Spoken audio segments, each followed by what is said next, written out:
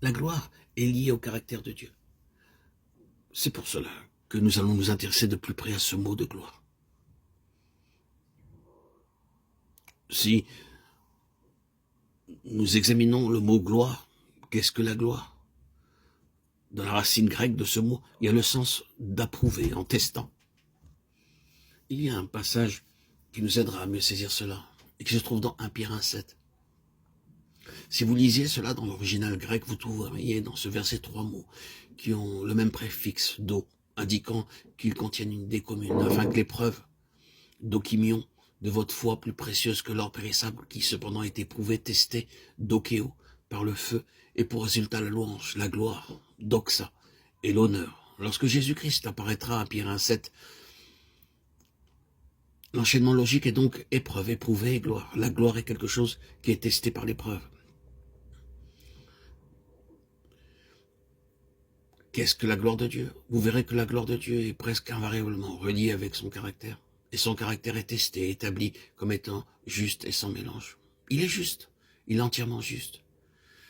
Il n'y a pas la plus légère honte, de doute ou de suspicion, aucune question à l'égard de sa perfection. La gloire est reliée avec son caractère. Donc la gloire est le caractère de Dieu, rayonnant dans son expression, la nature même de Dieu manifestée. Il y a des symboles, mais ils nous aident seulement à saisir tout cela. Nous prenons souvent le symbole pour la réalité, la lumière, et le symbole pour la gloire, tout comme le symbole pour le mal et le péché, c'est l'obscurité. La réalité, c'est l'essence de la nature de Dieu et de son être. Et quand vous parvenez à cela, vous voyez que ce qui était symbolisé par la lumière, c'est la gloire. La gloire de Dieu est essentiellement la nature de Dieu, comme étant la manifestation incontestable de la justice. Avant d'aller plus loin, considérons encore une chose. Qu'est-ce que l'évangile, cette bonne nouvelle de la gloire de Dieu?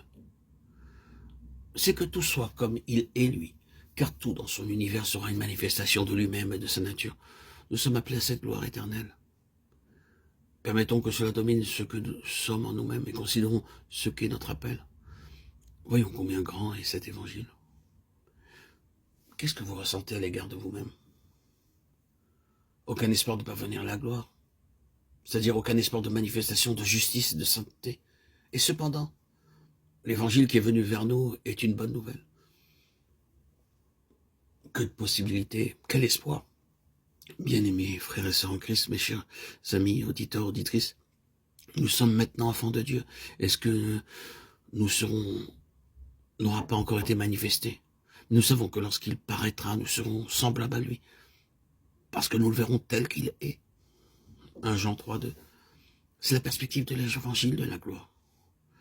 Frères et sœurs, mes chers amis, accrochons-nous fermement à cela.